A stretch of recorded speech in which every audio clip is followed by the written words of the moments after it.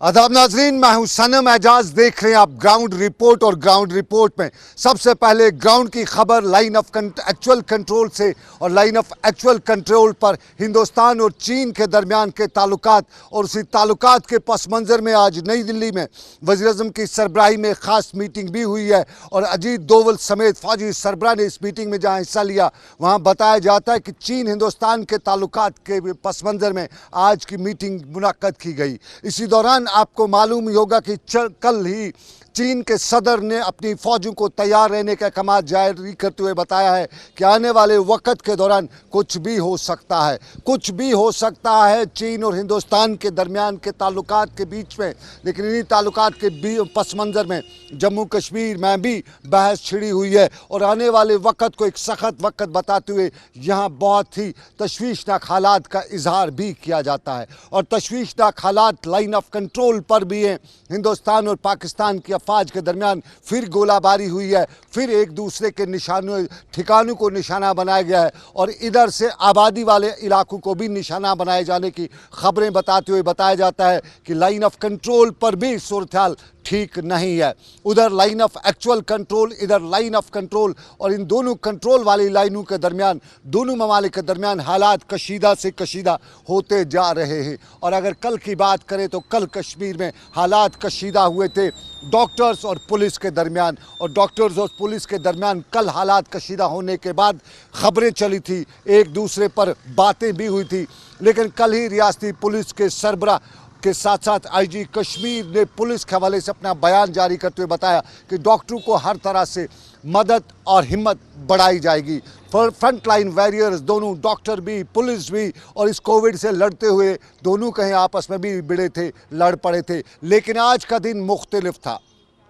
आज वादिय कश्मीर के सभी अस्पतालों के बाहर पुलिस के एहलकार फूल लिए खड़ा थे। और जो भी डॉक्टर या मेडिकल अमले का कोई भी शख्स वहां आता था तो उसको बाज़ाब्ता तौर पे इजहार खुशी या इजहार दोस्ती के तौर पे फूल पेश किए जाते थे। और ये फूल जम्मू कश्मीर पुलिस के जवान डॉक्टरों को और मेडिकल प्रोफेशन से वाबस्ता लोगों को पेश करे थे, जो जज्बे खैर सगाली बता रहे थे और बता रहे थे कि आपस में प्यार से ही ये ज़िंदगी, ये कारवान या यही लड़ाई हम जीत सकते हैं।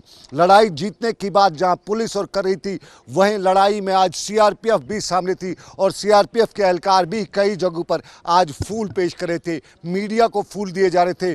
और बाहर से जो लोग कश्मीर लौट के आ रहे थे उन्हें भी श्रीनगर के हवाई अड्डे पर सीआरपीएफ के एहलकार फूल पेश करते हुए उनके लिए खैर सगाली और दुआओं का जज्बा लिए हुए थे। लेकिन और भी मामलात हैं कश्मीर में, और कश्मीर में मामलात कोविड के मामलात हैं।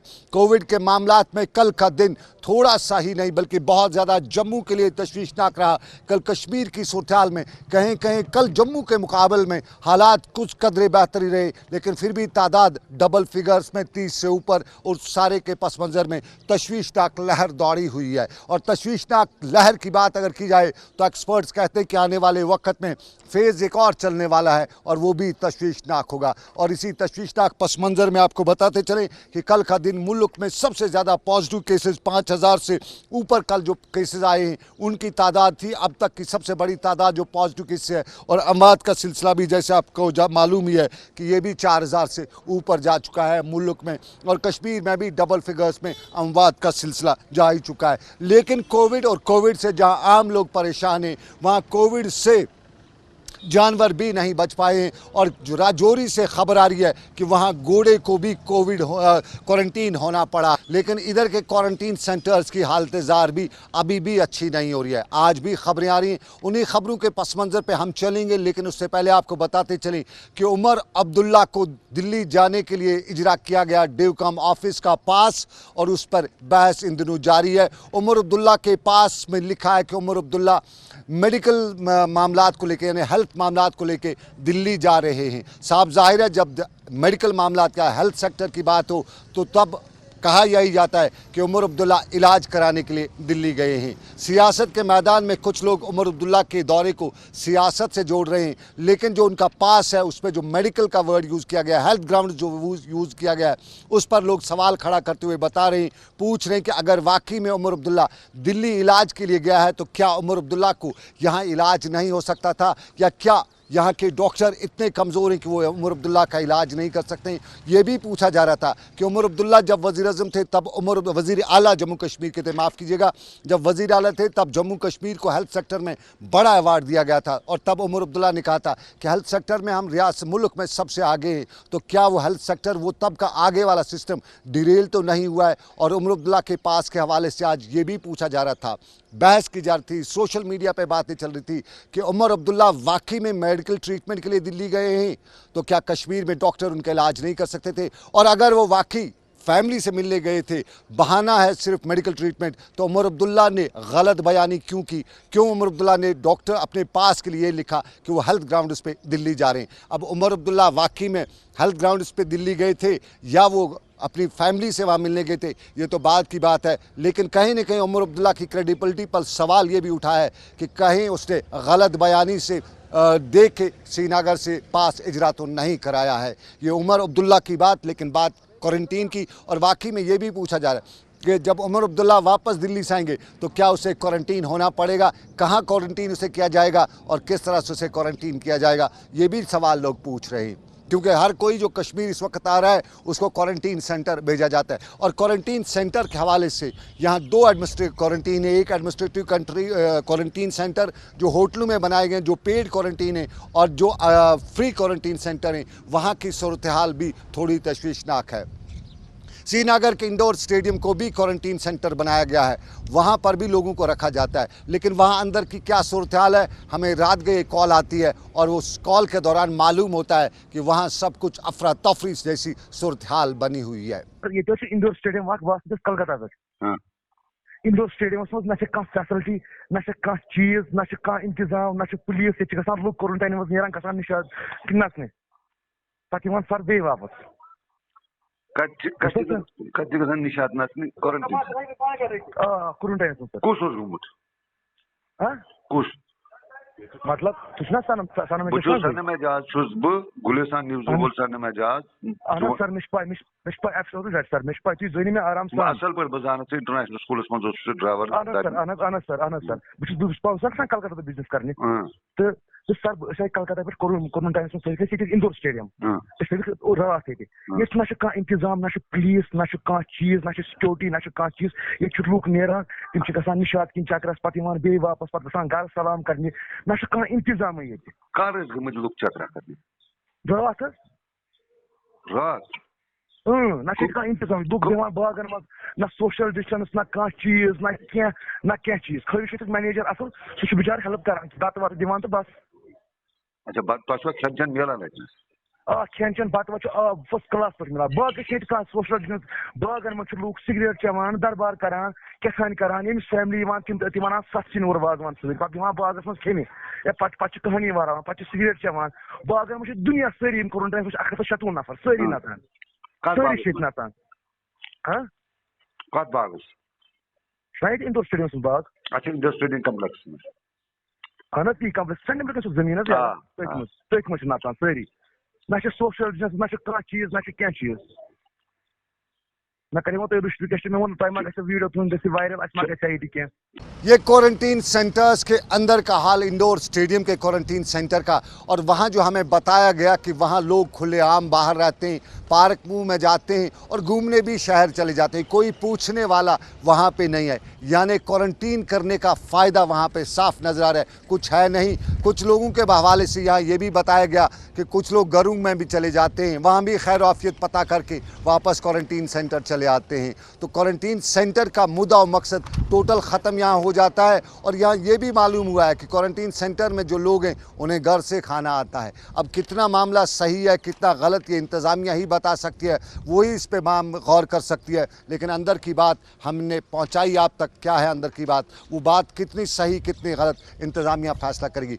लेकिन क्वारंटीन सेंटर्स में खुशी का माहौल भी आज देखने को मिला। क्वारंटीन सेंटर में जाना किसी के लिए बड़े अजाब से कम नहीं समझा जाता है।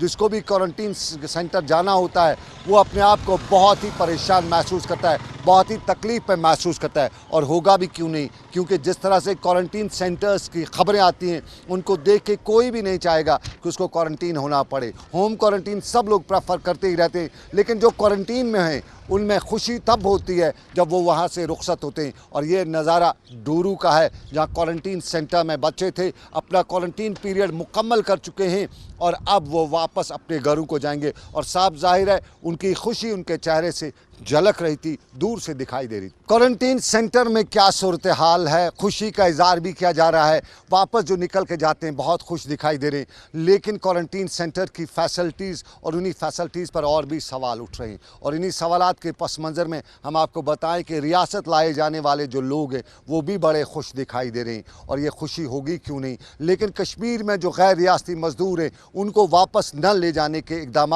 नहीं उठाए जाने पर लोगों में गम गुस्सा है, और ख़ास तौर पे उन लोगों में जो मुल्क की मुख्तलिफ रियासतों में रहते हैं, कश्मीर में आए हुए थे और कश्मीर में आने के बाद उन्हें यहाँ वो स्टक होकर रह गए, वापस नहीं। और अनंतनाग में यही मुद्दा आज उन लोगों का भी था, उनका मुजाहरा भी था, और मुजाहरे के साथ साथ अपील भी सरकार से कि उन्हें अपने इलाकों के लिए ले जाने के लिए इंतजाम किए जाएँ। सर यूपी का रहने वाला हूँ, डिस्ट्रिक्ट रायबरेली है मेरा।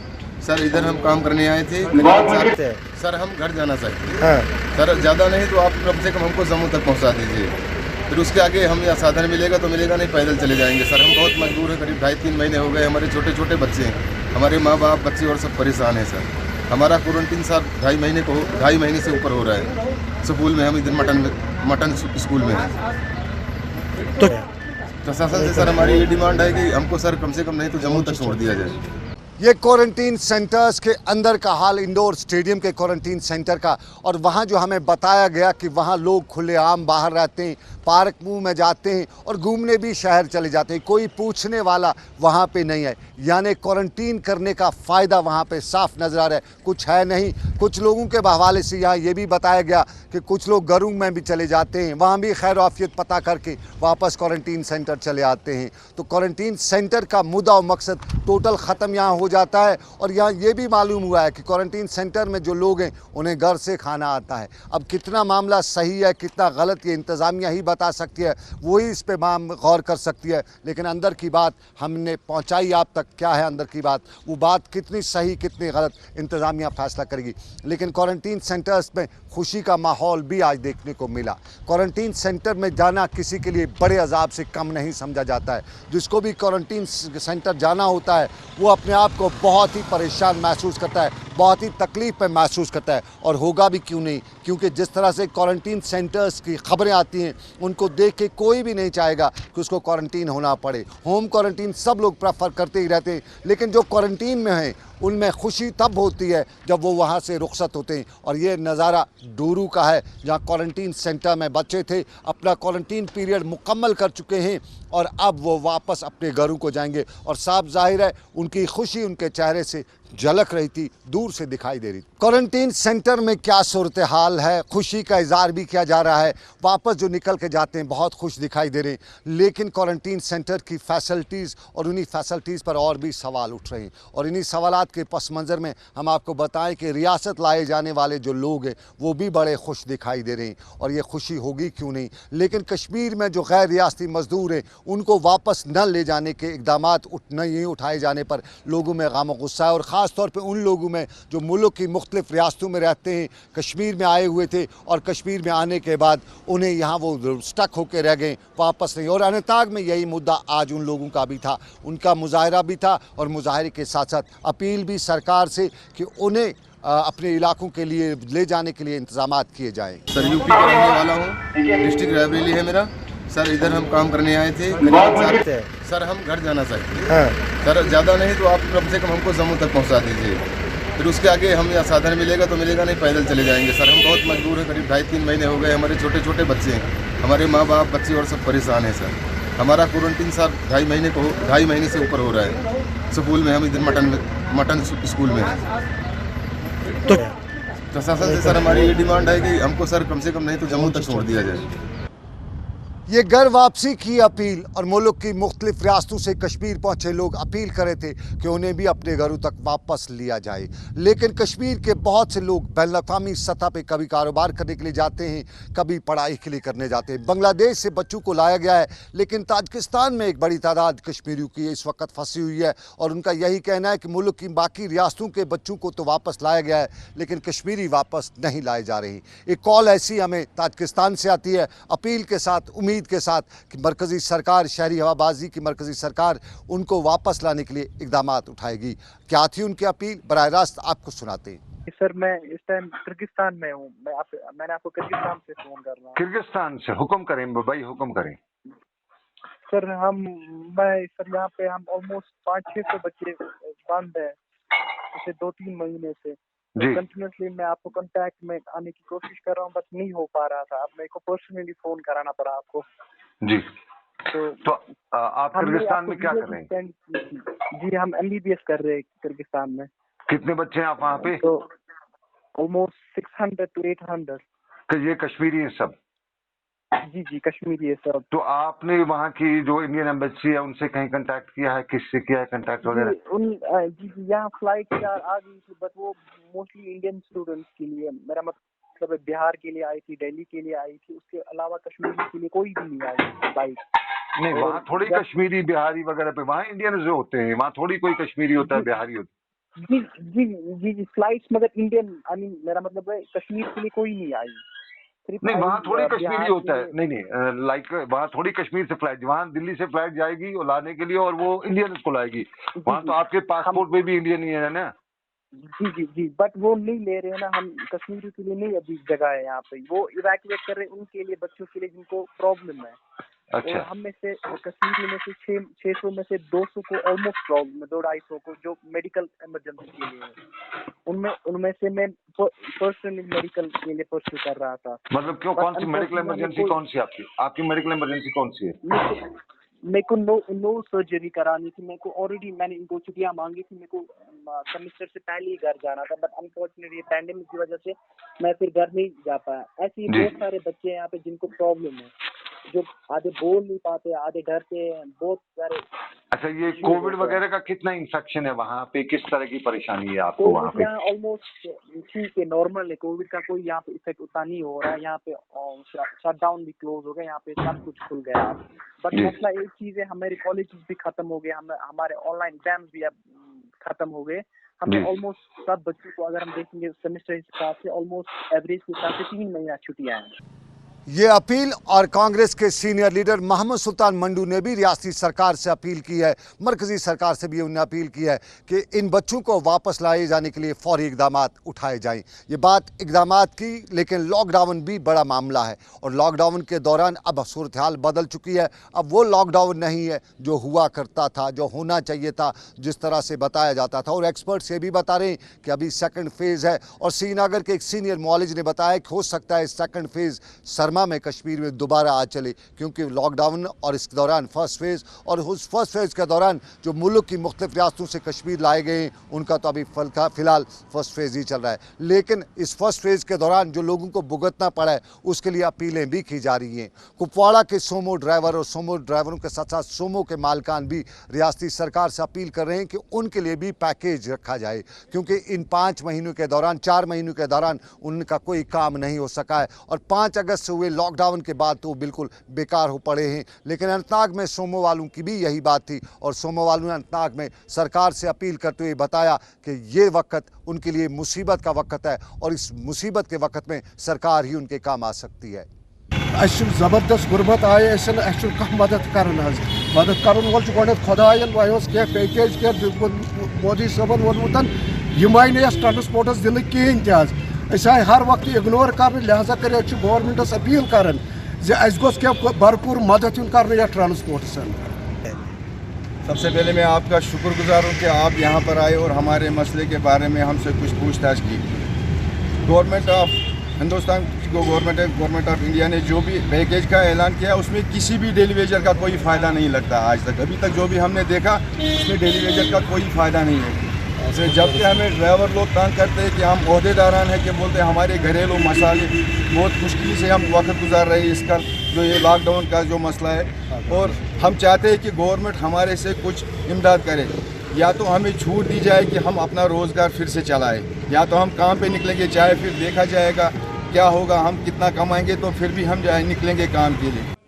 ये पैकेज की अपील, पैकेज की उम्मीद, लेकिन हमारे तालीमी निज़ाम में सिस्टम ढीला हो चुका है। 5 अगस्त के बाद तो पूरा ही सिस्टम तालीम का ढीला हो चुका है। और इस सिस्टम के दौरान कभी सरकार ने ऑनलाइन क्लासेस भी शुरू किए थे, लेकिन 2G और 4G के बीच में फंसे वो ऑनलाइन क्लासेस किसी बीमारी से कम नज़र नहीं आते। बच्चों को ऑलरेडी उसे जो टेंशन में बच्चे हैं और ज़्यादा टेंशन में हो रहे हैं, और गोल घूमता हुआ इंटरनेट का चक्कर उन बच्चों को भी गोल घुमाता ही रहता है। उम्मीद लोग कर रहे हैं कि 4G रेस्टोर किया जाएगा, लेकिन वादी में तालीमी निज़ाम पर जहां प्राइवेट स्कूल मालिकान या प्राइवेट स्कूल वाले सभी बच्चों से इन दिनों फीस की बात करें, फीस लेने की बात करें, वहीं सरकारी सतह पर इकदाम उठाए जाने की बातें भी की जा रही हैं। और बडगाम में आज डिस्ट्रिक्ट एजुकेशन CEO ने हमारे साथी साथ बात करते हुए उम्मीद का इजहार किया कि तालीम के निज़ाम में कहीं न कहीं पेशरफ्त ज़रूर दिखाई देगी।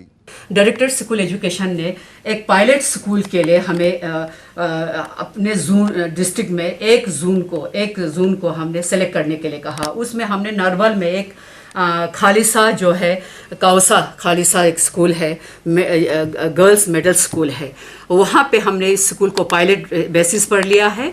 और इसका मॉनिटरिंग जो है लेफ्टिनेंट गवर्नर, हमारा प्रिंसिपल सेक्रेटरी साहब, हमारा डायरेक्टर स्कूल एजुकेशन इसको मॉनिटर कर रहा है। और इसमें 13 मास्टर टीचर है, वो लोग हर दिन कोई मैथ कोई साइंस जो भी पढ़ा रहा है इनको अच्छे से पढ़ा रहा है। और इस क्लास का जो है मेरिट डीमेरिट जो है मैं आपको बता दूंगी। बहुत सारे इस पर बच्चों का असर पड़ रहा है। ये it updates first of all the student, update the teachers and student. It encourages learning among the students. It enhances self-learning among the students.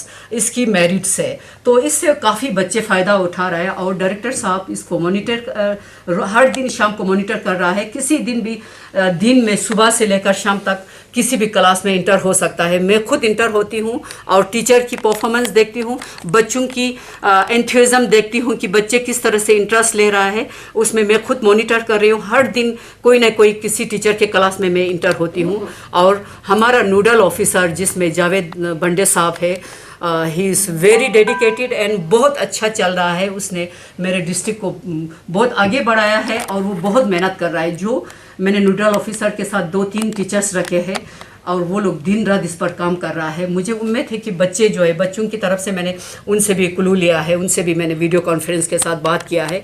They are very happy और वो इतने खुश है, कहते हैं मैम हमें क्लास से ज़्यादा यहाँ पे फ़ायदा मिल रहा है।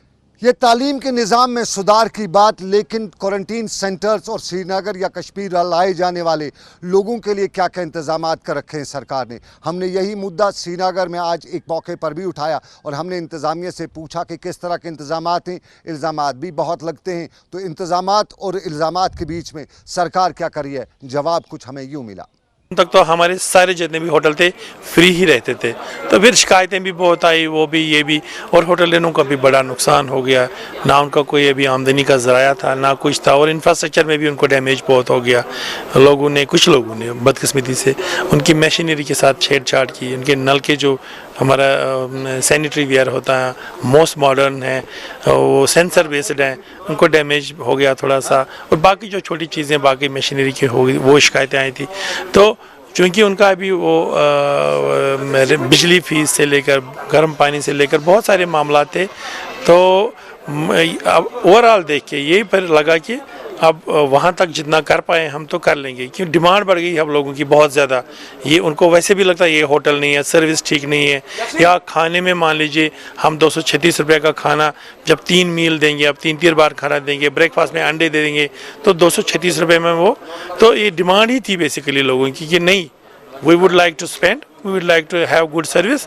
तो ये उस वजह से क्लासिफिकेशन वो अब जिसको मर्जी है वो स्टैंडर्ड वाला अपना रहेगा, जो मुफ्त वाला है, और जो सर्विस ज़्यादा चाहेगा, मान लीजिए कोई खाना चाहता है, नॉन वेज खाता है, 5000 का खाना भी कोई खा सकता है, उसको 236 रुपये में वारा नहीं आएगा। तो उसके लिए चॉइस है, ये चॉइस पे ही था, डिमांड पे ही था कि ये ऐसा हमने करना पड़ा। लेकिन सच बात ये है कि अब जब हम किसी को लेते हैं, हमारा NIT है या हमारी यूनिवर्सिटी ऑफ कश्मीर है, इतना खूबसूरत सेटअप है वहाँ पे, जहाँ पे प्रोफेशनल बच्चे पढ़ते हैं, खून पसीना करके PhD करते रहते हैं। जब वो बंदा जो एक बहुत बड़ा स्कॉलर है, NIT में जो इंजीनियरिंग करने आता है, वो एक जेम होता है, वो इतना इंटेलिजेंट बच्चा जब कमरे में बैठते हैं तो वो वही हॉस्टल है। तो एक नॉर्मल सा दिल्ली से आता है आदमी या बॉम्बे से आता है, कोई बिजनेस में, कोई तिजारत में, कोई फेरी वाला है, कोई ऐसे ही घूमने गया, तो मुझे ये बड़ा अफसोस से कहना पड़ता है कि जब वो वहाँ पहुँच जाते हैं, बोलते हैं नहीं जी हमारे को होटल दे दीजिएगा।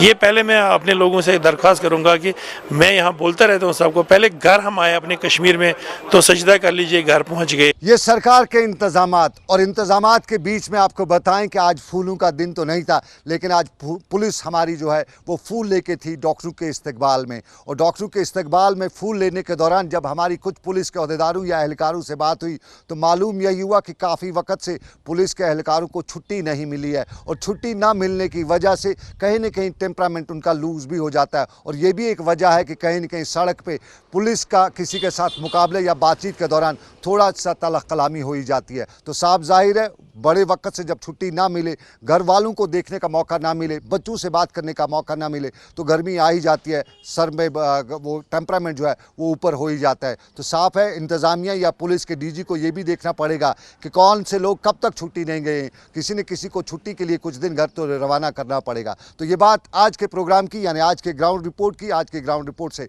मुझे मेरे साथी आबिद कादिर के साथ दीजिए इजाज़त। रब कायनात की रही मर्जी, आपसे फिर करेंगे मुलाकात। आप रखिए अपना ख्याल। अल्लाह हाफिज़।